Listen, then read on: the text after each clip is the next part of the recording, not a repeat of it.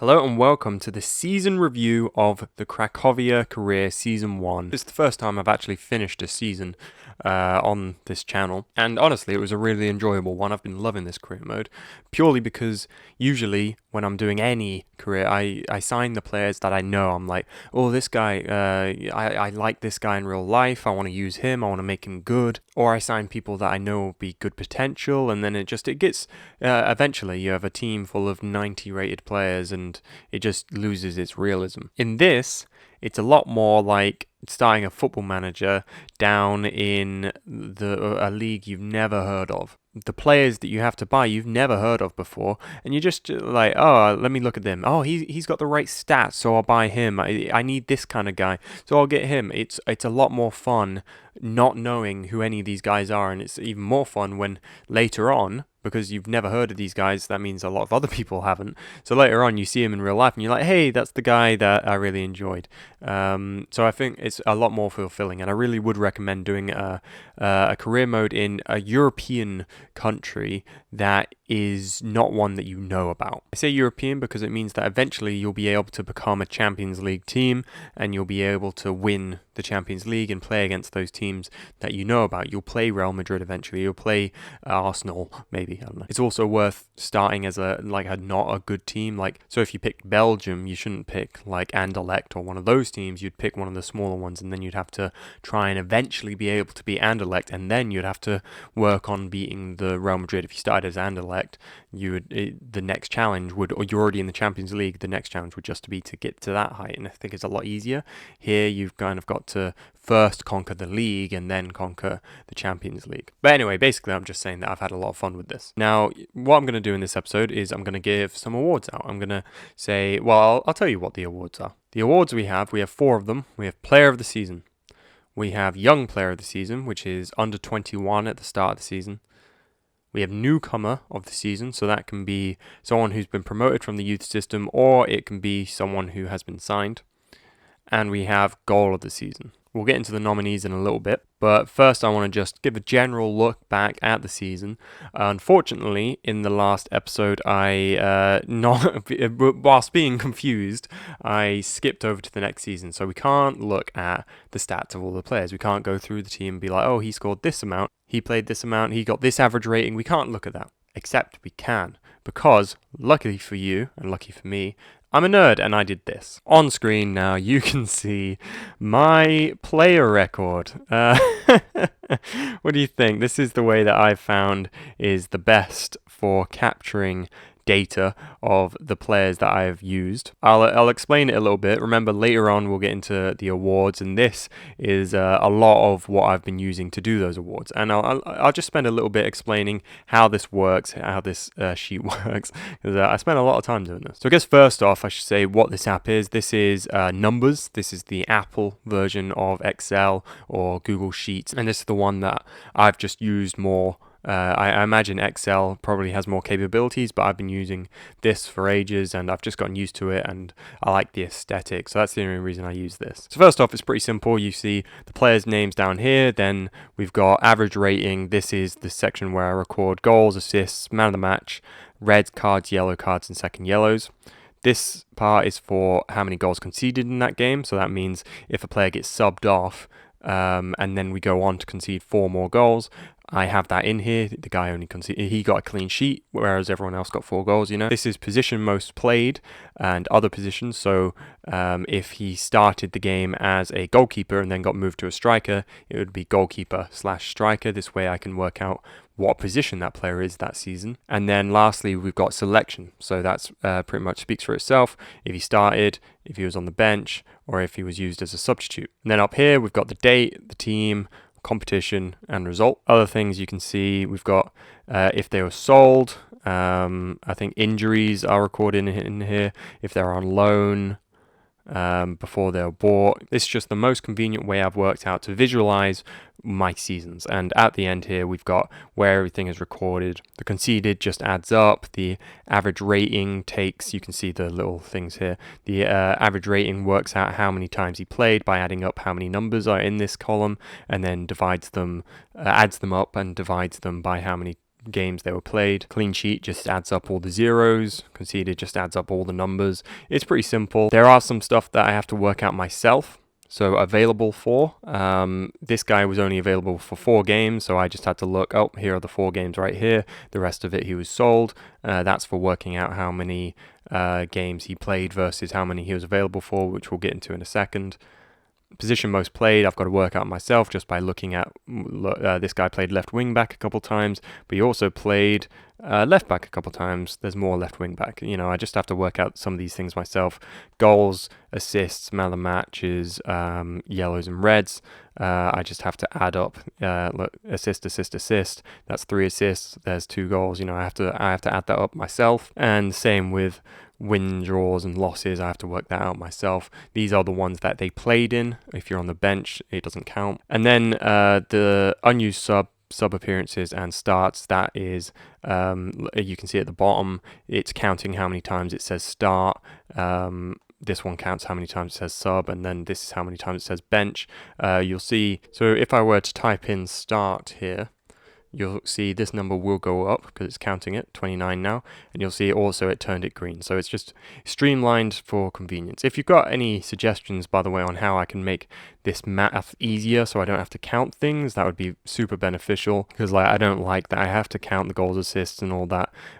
Previously I had it all in different charts and it would do it itself, but this I think is the most convenient way I've worked out. Another thing worth mentioning is the reason why I've got it 5 times the names here is so that I can add category, and then they are all in little sections here. I can collapse all the groups, and then when I am doing a game, I can be like, oh, these are the ones that are playing, and I can put in the data and close it, so I know it's done. Also, a lot of the time, I haven't got all these players here, like these players who got sold. I'll just hide them just for convenience, and then at the end of the season, I'll put them back. I think that's everything and how this works. And by the end, we've got this, and this then gets translated into this, which is this takes all the information from here in these little sections and puts it here. So like the average rating is just taking the information there. It's not doing its math, it's just showing it in a different way for more convenience. And then the ones in grey here are doing a bit of more math. So the appearances is adding the subs and the starts. That's how many total appearances. Goals and assists, it's just adding the goals and assists together. And I just think this is a good way of showing it. We've got all the positions they've played and their main position here. And then over here, we've got a bunch of other stuff. Goals per game, assists per game, man of the matches per game, yellows, reds, conceded per game, start percentage, play, I think that's supposed to be a percentage, win percentage, loss percentage. There's just tons of information here, and I love it. I love it. And it's convenient because I can just sort descending. Who's been my most played player? It was Rivaldinho. Who's been my best performing player? It was Rivaldinho. And then, you know what I mean. And these stuff are just really nice and convenient. Who's got the best? Who's been picked the most? Like Klups and Bolly, they were picked 100% of the time that they played for us. They were only involved in 13. And you can see Klups, whilst he was picked 100%, he only started 15%. But in the games that he played, he won 80%. And Bolly only was 69. You know, I can pick information from here, and I think it's quite nice. It's not done, by the way.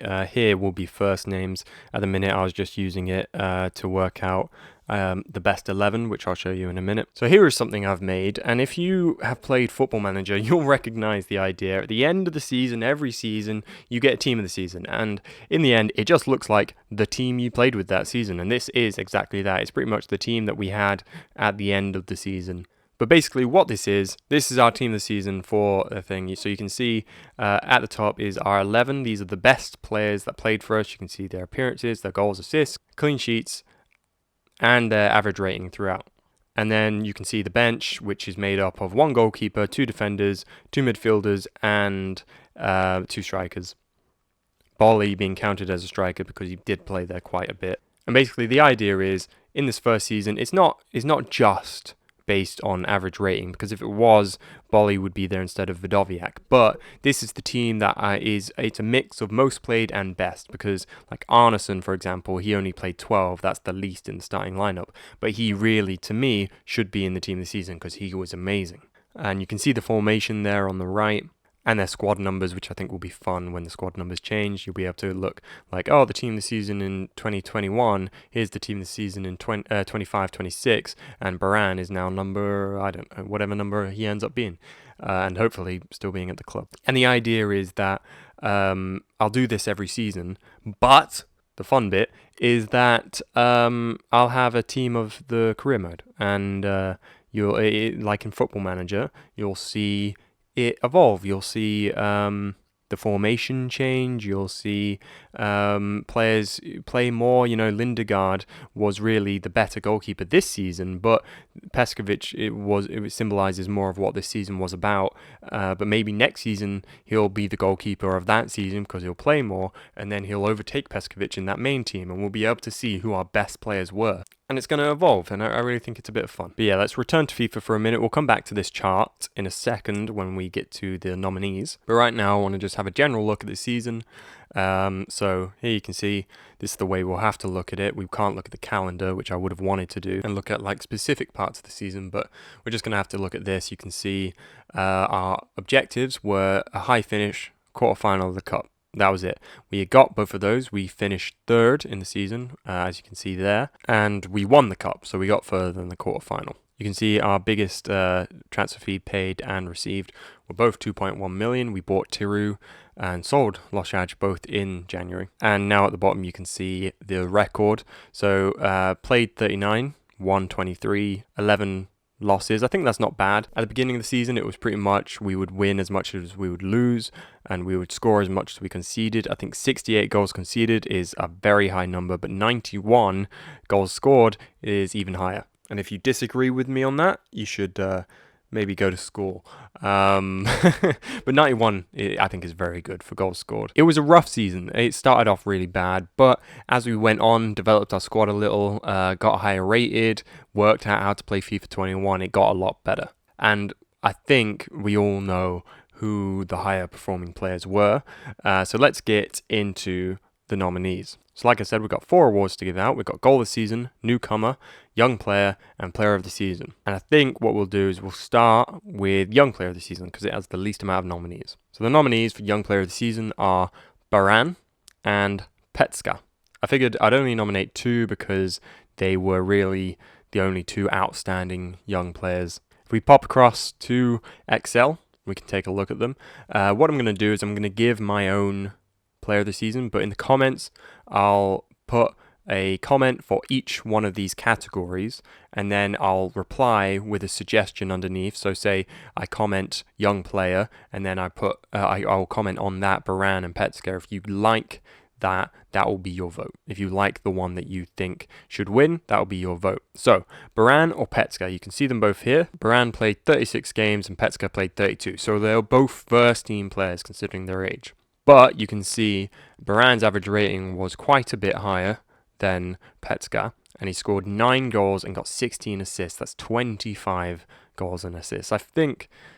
Honestly, I think this is pretty easy pick. Ironically, they both got similar amounts of starts. Baran had a win percentage of 56%, which is higher than Petska, and Baran had a average goals per game of 0.25. So that's a goal every 4 games. So yeah, I think that this is an easy pick. I think I'm going to give it Baran. He was 16 throughout the season. He turned 17 in the summer. I think he was just absolutely fantastic. 16 assists in a debut season, 9 goals in a debut season. That is pretty impressive. I'm going to have to try my hardest not to have him leave ever. Ever. He's our homegrown talent and he's going to be good. So the winner for me is Baran. You can have your vote in the comments. Remember, look for my comment that says Young Player, and then look for whoever you want to vote for and give that a like. But I think it's easy. It's Baran. Next up, we'll do Newcomer of the Season. The nominees are Baran, once again, Newcomer, because he came up through the youth, Tenace, who was bought in the summer, and Bolly, who was bought in January. Now, hopping over to the Excel sheet, or should I say numbers sheet, you can see going by average rating, Bolly is actually the highest, but he only played 13 times. In that time, he got 4 goals and 4 assists, which I imagine puts his goals and assists per game quite high, 0.62, almost as high as Baran's. You'd expect it to be higher considering he played less. Baran we've gone through, but Tanase also had a very good season. I brought him, he was a cam, but I made him into a centre mid. He played 26 times, getting an average rating of 7.3. All these average ratings are very good. He actually got 15 goals and assists. The assists is very impressive, and the goals even more so. I didn't really get too many from him, and that wasn't really what I wanted from him. I wanted him for that build-up play, and he did end up being a very good player for us. Bolly played in actually 100% of the games that he was available for, picked 100%. Same with Tanase, actually. He was picked for 100% of them. Baran getting rested a couple times, it seems. Bolly never lost a game, and Tanase only lost 19%, but he did play less than Baran. And I think that brings me to a close. I've made my decision. I think it's a pretty simple one. I cannot ignore how influential Baran was, so I'm going to have to give Newcomer of the Season to Baran. Now again, you can have your vote in the comment. Just look for Newcomer, the comment that says Newcomer, and then underneath will be these 3 names, and you can like the one that you think should win. But I am going to give it to Baran. You can think about it as like fans' player of the season versus managers' player of the season, you know? So that's 2 awards for Baran. I think next up, I'm actually going to go for player of the season because I think goal of the season is a bit fun. So our nominees of player of the season are Rivaldinho, Alvarez, and Baran. Once again, he's been nominated for 3 things in a row. Could he win this one? Well, let's go across to the numbers sheet. Organising it by average rating, you can see Rivaldinho practically got an 8, Alvarez with a 7.8, and Baran with a 7.3. Rivaldinho got an amazing 31 goals in the season, getting 40 goals and assists, but Alvarez got more. He got 41 goals and assists, which is partly because of his 18 assists. That's incredible. Only 2 more, though, than Baran. But Alvarez matched both sides. He got all the goals, all the assists. He was just incredible all around. Rivaldinho, a bit more selfish, but 31 goals and 9 assists. You can't look past that. That is an incredible record. You can see they were all picked 97% of the time, but Rivaldinho played more than anyone else. I'm curious. Rivaldinho and Alvarez, goals and assists per game here, you can see here, over 1. So that means in every game that they played, they got a goal or an assist. Rivaldinho with 0.82 goals per game. So I think this one's difficult. I think, honestly, it's between Alvarez and Rivaldinho. Alvarez with more goals and assists, Rivaldinho with a lot more goals and a better average rating. I think I'm going to go with Rivaldinho as my player of the season. You can vote. We'll get fans player of the season. Remember, go down to the comments, look at the comment that says player of the season and vote for one of these commented. You know how it works by this point. But I said earlier on in the season is Alvarez is doing really well numbers wise, but I don't really notice him as much. Rivaldinho really for me was the man that when he got on the ball, it felt like he was going to do something. And 31 goals is just incredible. 31 goals in 38 appearances. So yeah, for me, Rivaldinho is my player of the season. I'd be curious to see who yours is. And now, let's get to goals of the season. So now on screen, you can see our nominees. You can see Baran got nominated for everything. So our nominees are Rivaldinho, Bolly, Van Amersfoort, Tanase, and Baran. So here's the first one, Rivaldinho. I believe this one was an assist by Baran. Here's Baran. Chips it over, takes a little deflection, and then just a lovely cushion chip. I do really like that goal. I remember not liking the celebration. Right through the floorboards. Rivaldinho. Baran. Get it back to Rivaldinho. Ooh. Oh, what a goal. Oh. Alright. So here we have Van Amersfoort, an assist by Baran. Oh, and that is a good finish. That is, I remember liking that finish. I suppose I should play my my live reaction at the time, but he takes the touch, boom. I remember actually saying that, touch, boom, touch, boom. That's a good goal. Baran. Go on. Oh, that was a great strike. Baran with his first goal involvement, I think. God, look at that. He takes the touch, boom, and before it hits, boom. And it goes top right. Nothing you can do about that. That was a good goal. Here is Bolly's goal. Now, the thing you have to remember about this one is it was in an important game. 2-2 against a very good team. He gets it here, and he just runs. He just runs. The impact transfer. Look at him go. He just keeps going, and it's not really skillful. He just keeps taking these touches, but this was a winner in a very big game, and he ran pretty much from the halfway line goal. So that is a very good goal. It's not very skillful. It's just about his pace, but it was a good goal in my books. I feel like this is going to extra time. Unless we can get something. Here is Bolly. Oh my god, Bolly. Oh my god, Bolly. Oh my god, Bolly. Oh my god. Here is Tenace's one. Alvarez wins it well. It's one of his many assists. Alvarez cuts back. There's a little dink chip and touched. Boom. I love that goal. That is a great goal. Just that touch on the outside and then with the other foot. That's exquisite. That's perfect. Yes, that was perfect. That was the only thing we could have done there to score. Great touch. Great finish. And finally, here is Baran's.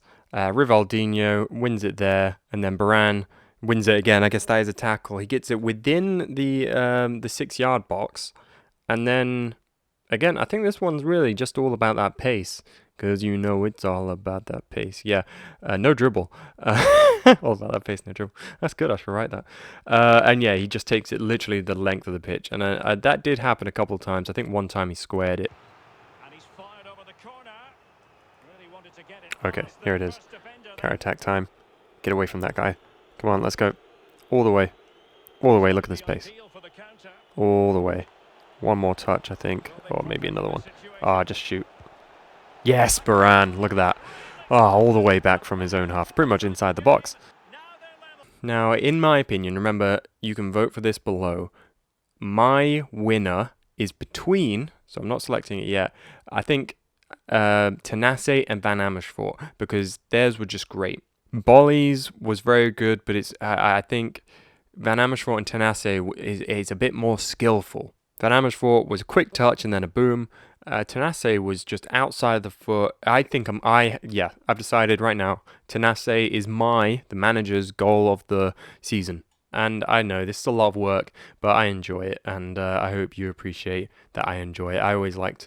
I don't really watch too many career mode YouTubers these days, but when I did, I always liked it when they did their little award shows, and this is my version of that. The next time I do it will be a bit better because I won't have to explain how it all works, but I've really enjoyed making this. But yeah, that's been the award show. Again, go in the comments, vote. I don't imagine there'll be too many votes because not many people watch this, but I know some people do, and I'll be curious to see who the fans player of the year, will be.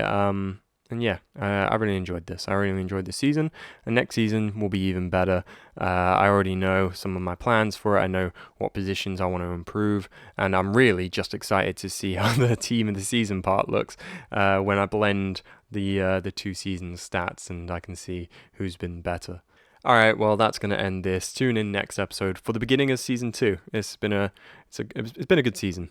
So yeah, hopefully next season will be even better. Maybe even European football, I think European football, we finished 3rd. I think that means we should be in a qualifying spot.